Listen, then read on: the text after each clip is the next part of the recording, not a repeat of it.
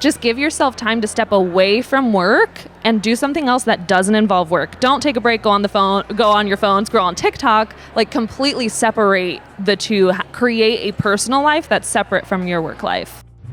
When anxiety, stress, and the pressure of a life comes on a content creator, it can be the perfect storm for burnout. We're going to be going deeper into this conversation, and we've had several conversations like this here on the podcast because as a content creator, there are certain signs when it's going to happen. And today, we're going to be sharing that with our friend Modern Millie, who is our guest on the show. My name is Heather Torres, and you are listening to the Think Media Podcast, the #1 podcast to help you grow your YouTube channel and your influence on that YouTube channel and turn that influence into a high impact and a high profit online business. Now, burnout is something that I personally have experienced at different levels, depending on the pressures of life and the seasons of life. As a content creator and entrepreneur, this is vital that we have these conversations, that we see the signs that are happening. So let's get into today's featured conversation with Sean Cannell and Modern Millie.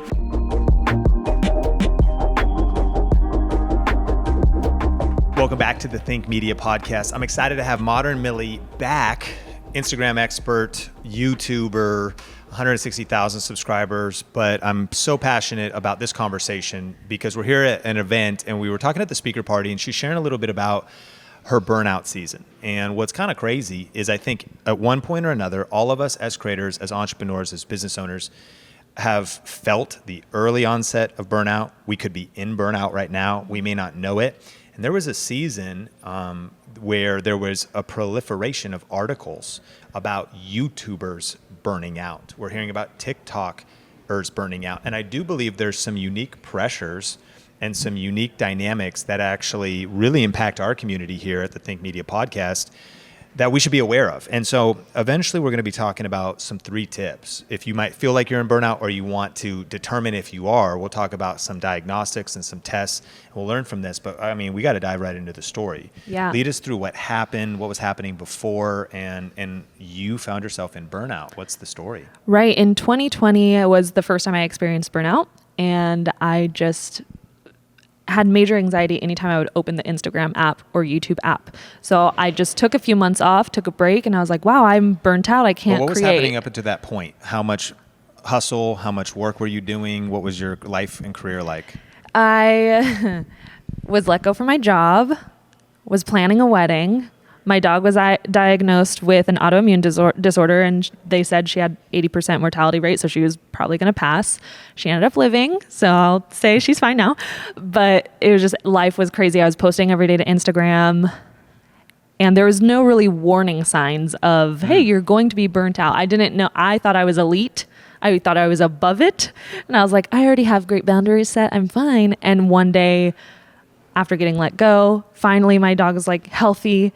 And then we had to cancel our wedding. Once everything just lifted off my shoulders, that's when it all set in. And I was like, I'm done. So that was like the first burnout I ever experienced. Wow. So then how many years leading up of content creation specifically? And how many hours a week would you say you were working on in business and entrepreneurship? It was really maybe 1 year into my journey. It wasn't really long at all. And I was trying to do it full time. So I was working it was 5 months doing that full time. I had to get another job because I was like, I should probably get a job to pay for our wedding shortly after COVID hit, and I got let go. So it was just bouncing a lot, trying to juggle a lot of hours in work and with my passion. So it hits. What did it feel like? How did you know? I mean, and what were some of the symptoms and what was it like? So the first time, which was 2020, I was just exhausted. Anytime I looked at my phone, anxiety would increase right away. I really had to distance myself from social media. And then the second time, which is the more recent time, back 2021, August, I got really sick. And it didn't really creep up on me. I had just finished a course launch, my first course launch ever. And I came home from a New York retreat and I fainted. Wow. Randomly, in the middle of about to record a YouTube video. Were you alone? I mean, that sounds scary. It was terrifying. So I was sitting in front of the camera, getting ready to record. Next thing I know, I'm in my living room telling my husband I'm fainting and falling to the floor. Wow. I blacked out everything in between. And that was the scariest thing because it's like, I don't know how I got here. My first panic attack happened right there of just like extreme anxiety, can't breathe, what's happening. And from there, it was maybe August 7th, all the way through November, I was getting sick. I was having panic attacks. Like I had this mysterious illness. I had 105 degrees, tested for everything. And that fever would come and go for months. Wow. And so, I mean, I'm so glad you're here today and you've navigated through that season. And I want to hear more details of the story, but let's kind of share some of the tips you've learned and lessons that we could maybe encourage ourselves with. The first one was don't wait. What do you mean by that? I think I was waiting to feel burnout before I started taking the measures to protect myself and to really take care of myself. So because I wasn't feeling, I'm fine. I'm fine. I don't need to take care of myself yet. I'm fine. That's the problem with entrepreneurs. Yeah. Is we're usually fine. Sure. Like we're fine with stress. We thrive under pressure. A lot of us thrive under that pressure of continuing to work, and we like work. We love what we do. And so we think, we love what we do, so we can just do that and be fine. Yeah. And that was my problem was, I love what I do. I'm not feeling stress. Like I don't think I'm feeling stress. My brain wasn't recognizing it. My body felt it though. Wow. And so that's why my body had to retaliate and be like, nah, Millie, we're going to sit your butt down. You might not feel it, but your body's feeling it. We're going to make you rest. Yeah. So did you slow down your work pace? What did you learn at this point, you're saying, encouraging us, don't wait, do the things before this happens, but it did happen to you. Yeah. So what are the things that you started to do? Now, the simple things, starting with the simple things like drinking more water, eating foods that nurture you, incorporating movement. The biggest thing that I've learned is to complete the stress cycle. So usually we think when I complete the stress cycle, I'm ticking off boxes on my to-do list. So you have your to-do list and those things are giving you stress, and then you're going to check boxes. And once you check that box, stress is gone. Wrong.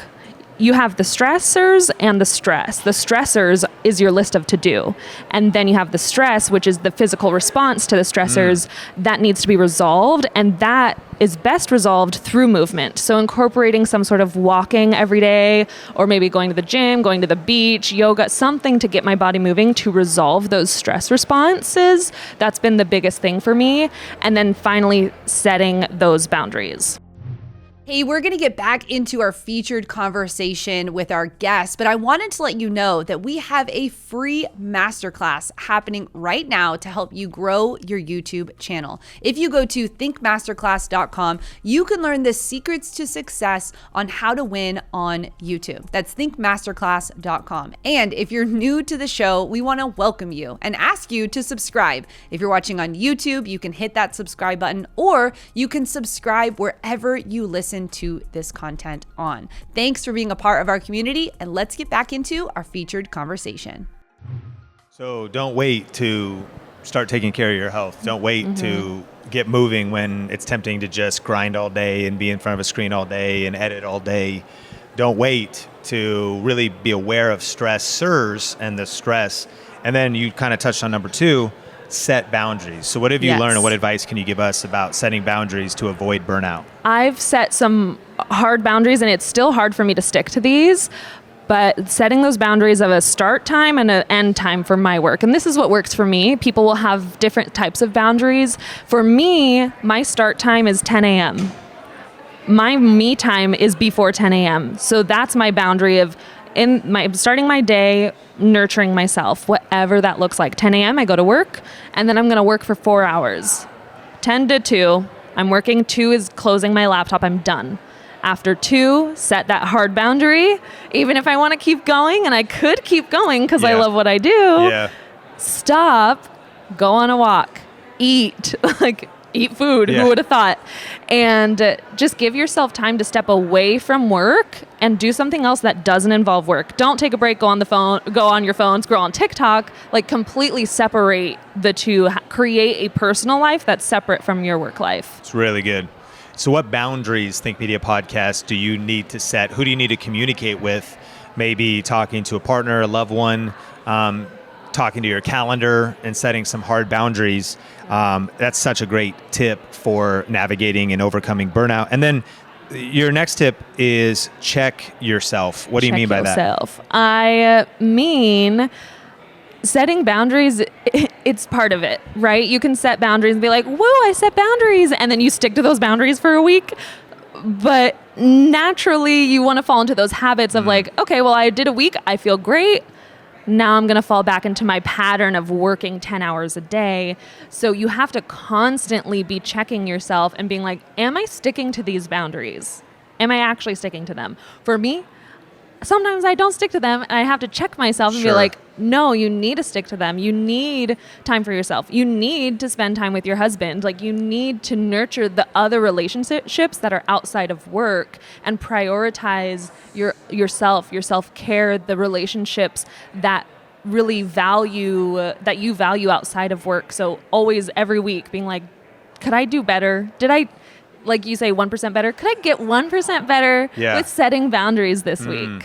That's really strong. This is so powerful, Millie. You know, one of the commitments my wife and I made this year was to really honor the Sabbath in terms of like really disconnecting. We read a book called The Ruthless Elimination of Hurry, and like really getting off our phone and really actually not shopping that day because there's other days to do it. And so it's not like overly dogmatic, but like really taking a day that's different, that's set apart. And, you know, we're people of faith. So we believe God wove that into the fabric of the universe, that we're to work 6, but rest on the 7th. And what I've learned is that is such a day of checking yourself. Yeah. It's a day of like realizing maybe how stressed out I was, trying to slow down, realizing that there's transitional emotional things, you know, realizing that there's also just margin now created to go on a walk and leave our phones at home.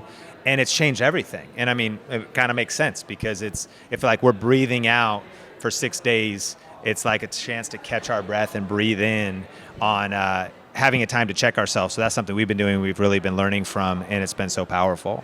Yeah, and when you think about the creation story itself, what did God do on the 7th day? Rested. And so making sure that we're having that time to rest, because when you rest, this is something that blew my mind. When you rest, you're able to show up even better and stronger, and you have a more clear mind. I was just on the grind of, I need to show up every day. I need to show up every day.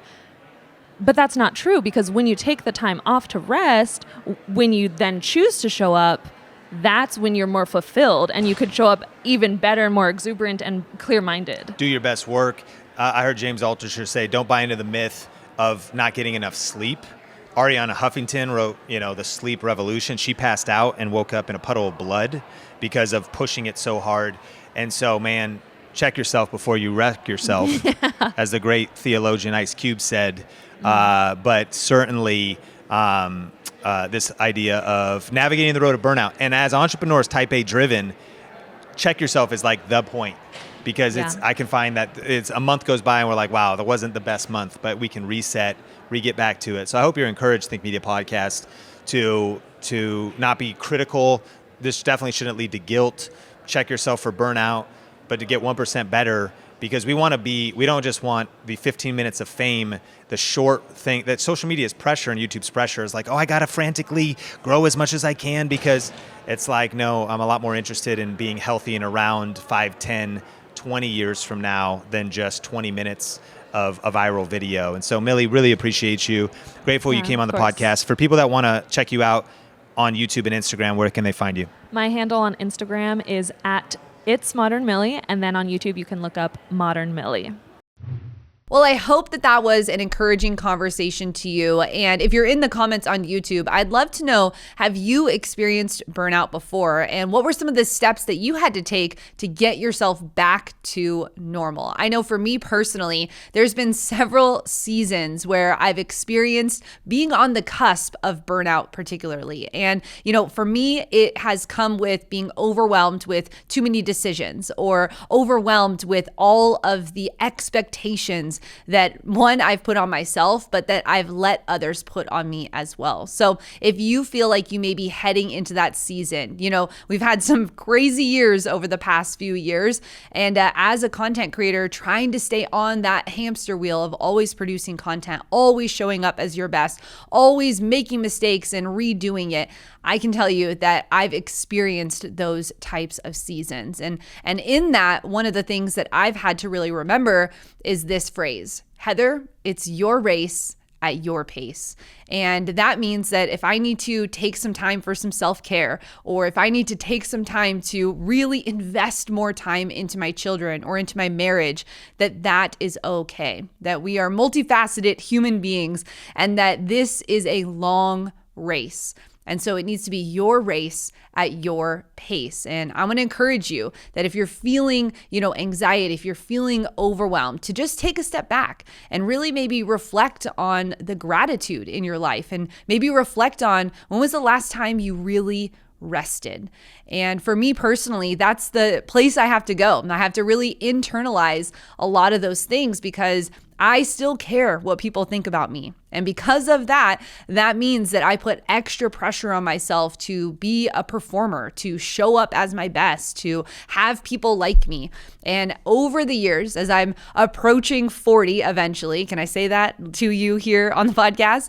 As I'm approaching 40 and have, heading into the season of teenage years with my kids, and have been married for over 15 years and been doing this thing as content creation and digital marketing for the last decade, I can tell you that it is a long game and I want to be here for it. I want to know that this is something that I can sustain for the next 20, 30, 40 years so that I can make a big impact in the world. And I hope that encourages you that over time, I've just noticed that we think we can accomplish more in 1 year and we underestimate what we can actually accomplish in 10. So don't put the pressure on yourself to just make it happen right now. Remember that everything in seasons is okay. Thank you for being a part of what we're doing here on the podcast. And if you've not rated or reviewed this show yet, I want you to go over to iTunes if you're not there and rate and review the show. And you might be featured on an upcoming episode. Today's featured reviewer is JVine86. He says, a must-listen podcast for creators.